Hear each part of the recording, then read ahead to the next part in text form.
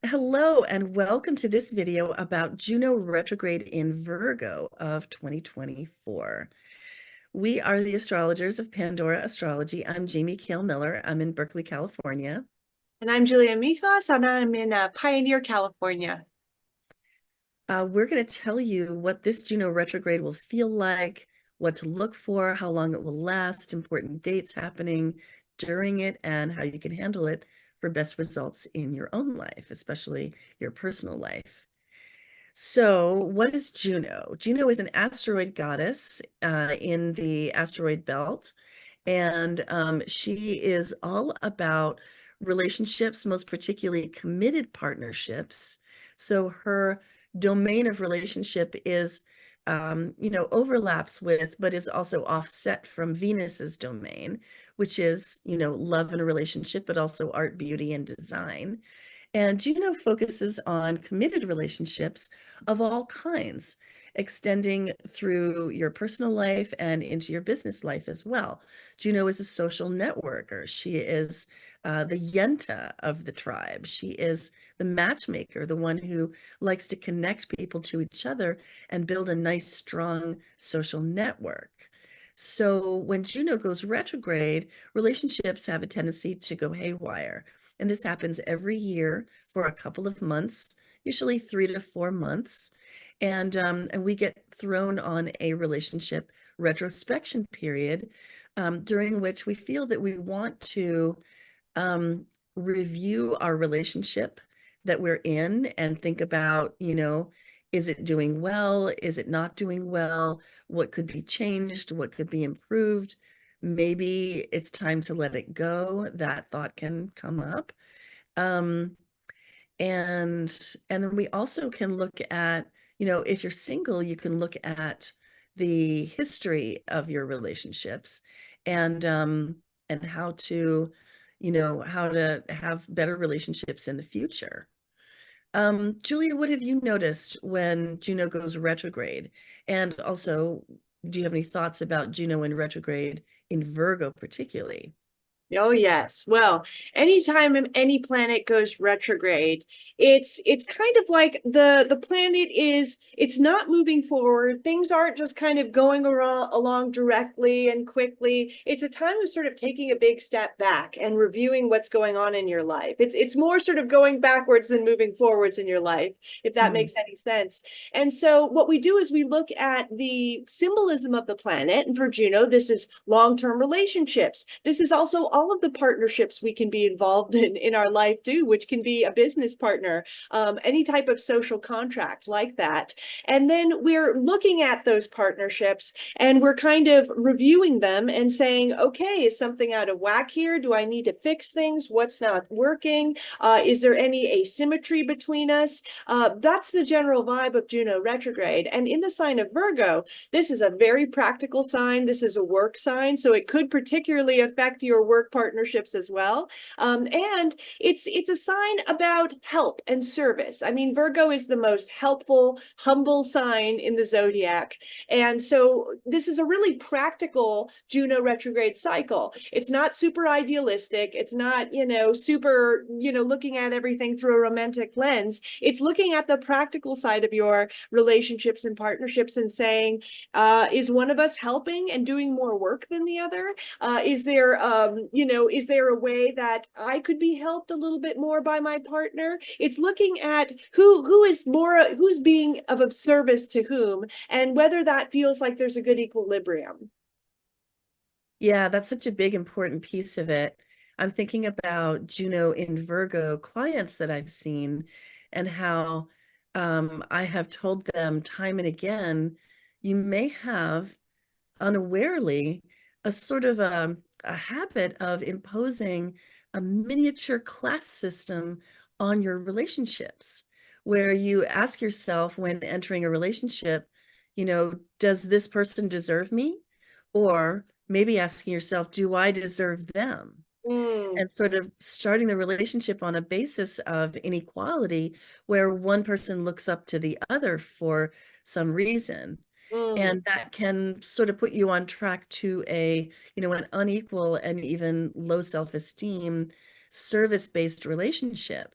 but that can be fixed, that can be corrected. And then during, Juno retrograde transit in Virgo, you might feel like those Juno and Virgo clients that I have seen, where for the time of the transit, you may be asking yourself, is this relationship equal? Am I serving them too much? Are they serving me too much? Mm, Do I deserve them? Do they deserve me? How can we, relate on a level with each other, which is yeah. what Juno really wants, proper. Oh, yes, very much so. And, I mean, Virgo is a little bit of a self-conscious sign anyway, because Virgo can see the problems, the things that aren't working right. Virgo is a Yeah. little bit nitpicky about that. So again, this could be a particularly critical retrograde Juno and Virgo cycle, I think. Yeah, this is definitely the sort of transit where you might just notice your partner's flaws standing out in sharper relief than ever. And if you're prone to criticizing, that could just really blow up, and it could blow up in your face. Or if Yes. your partner's used to criticizing, you might find that whereas usually you just kind of take it, maybe now is the time to interrupt that process and get things on a better footing between you. And I think that would be really important. What do you think, Julia, that people should look out for if they're single during Juno retrograde? Yeah, so Juno retrograde, even if you're not in a long-term committed relationship right now, first of all, like I said, it could also affect other types of partnerships in your life, especially work partnerships or service-oriented partnerships. Mm. So that might be the area it's hitting you. Or you could be, if you're interested in dating other people, or if you're single for a reason right now. Virgo is a sign that can actually enjoy being a little married to its own work. So you might, this could be actually a good time period for the single sisters out there to just kind of like focus on their career, other types of things, and not want to get into messy personal entanglements. But you could be reviewing the people you're dating, or thinking about your next relationship and sort of saying, okay, what did I do in the past? What do I want to do differently in the future? I was the one who did all the work in the past. I want that to change. That could be how you're looking ahead and how you're sizing up your current partners you're dating now. Yeah, and with that kind of rumination going on in the back of your mind during Juno retrograde, you can emerge from this transit, even if you're single throughout, better prepared to have the next relationship be on an even footing. Well, let's take a look at some dates to watch during this transit. I'm going to turn on the screen share and show you some visuals. So here on the left, let me flip these actually. Here on the left, we have got um, Juno's movement. And what you can see is Juno and the sun together. And this is back in June of last year. And that's reflected on this diagram. It's when Juno and the sun formed a conjunction right here in late Gemini. And we call this is the beginning and finish of the Juno cycle. It's not just a retrograde period. That is a period which is a portion of a whole grand cycle. And it has a beginning point and an end point, which are different from the actual retrograde period. So this diagram is for explaining that. So right here, we have the last time that the whole cycle finished and then started anew, and that was back in June, which is a month actually named for Juno. And we call that point of the cycle Commitment Rapture Day, because Juno meets up with the sun, which represents the light of consciousness. Juno is moving as quickly as possible in direct motion. And this is a time when people naturally feel like they want to plant the seeds to form new, committed long-term relationships. And it can feel like a really great time to do those things. So as Juno travels along in her cycle, she then comes to the place where she turns retrograde. So what you'll see here is Juno passing along, and the sun crawls out ahead.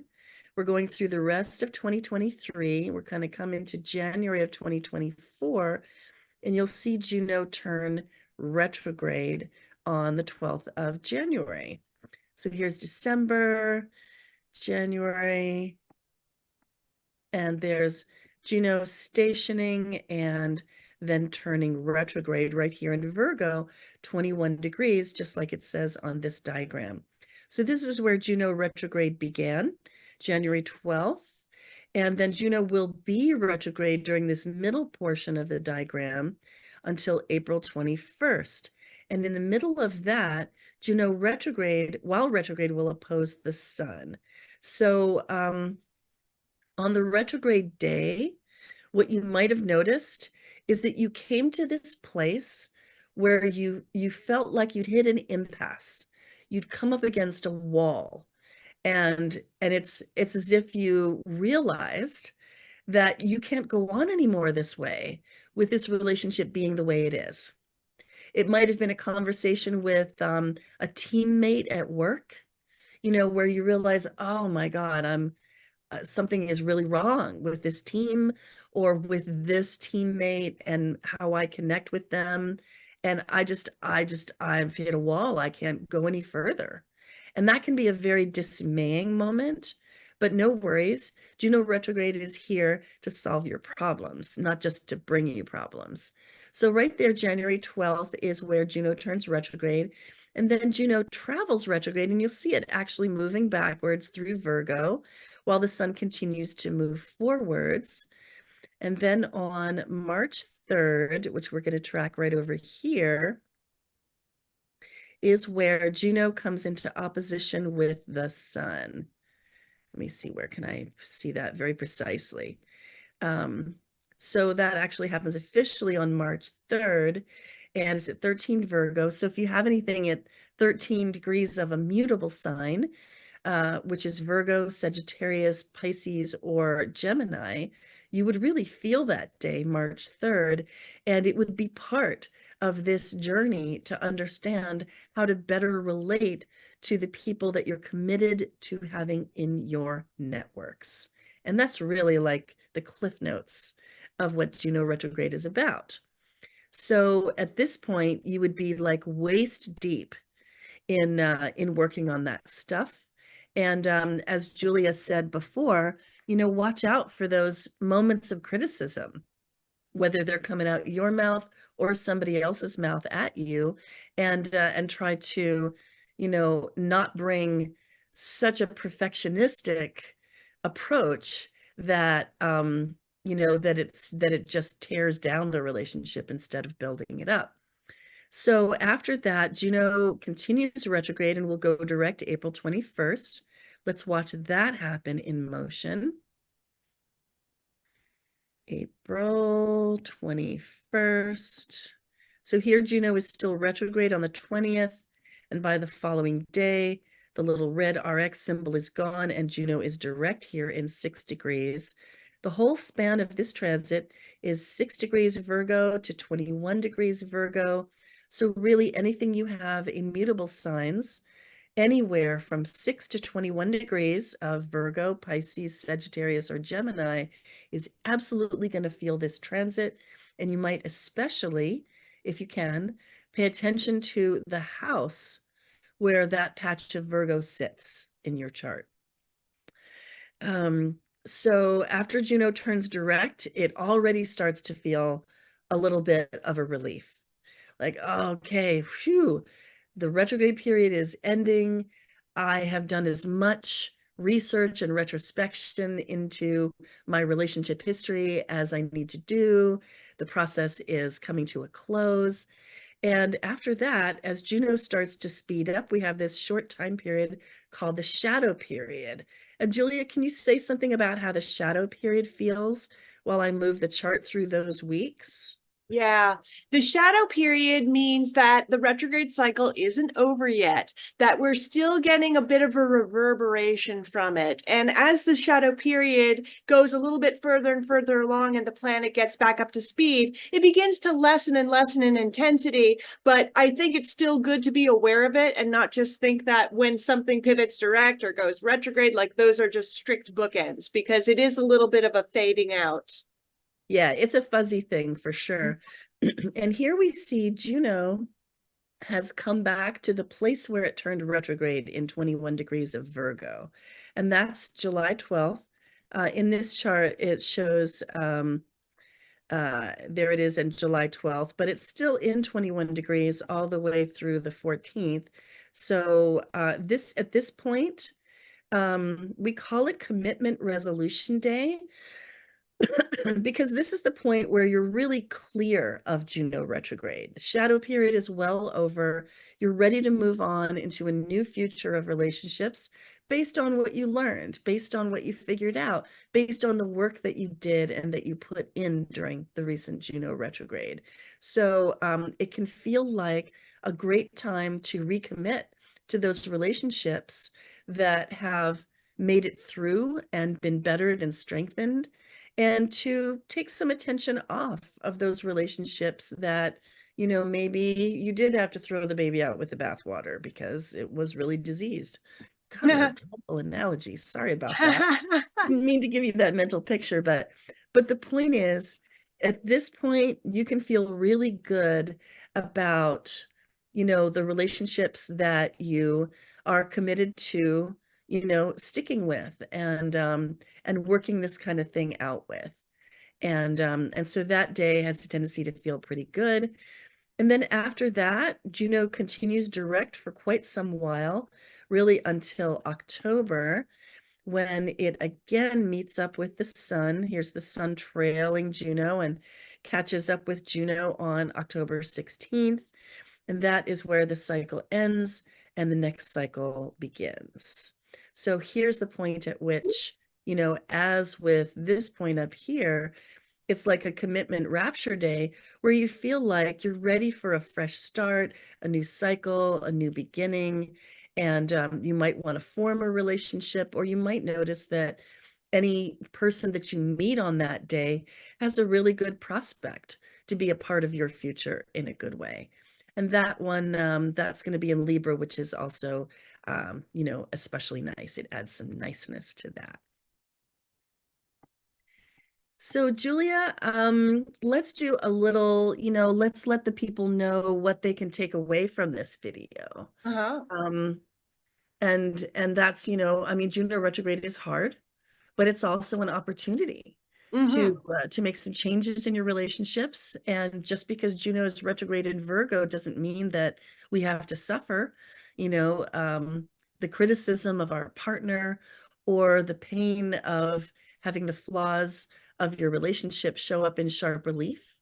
We can bring so much warmth and compassion and affection and friendliness to our relationships, even while we're fixing them and shoring them up and patching the holes. Mm-hmm. What are Mm-hmm. you thinking about it, Julia? The thing is, retrogrades, they get a little bit of, people are pretty hard on retrogrades. Everyone fears a retrograde. Oh no, Mercury's retrograde or this is retrograde. And they Yeah. can be times of challenge. But the thing is, the way I think about them is sometimes you got to go back before you can move forward. It's like it's showing you this is what needs to be worked on so you can feel better. They're often very constructive. They're just showing you where and especially with Juno, I think asymmetries, because this has to do with relationships, and how you can kind of fix them so that you can be more satisfied, or that if you're single, these are the things you need to review before you make your next decision and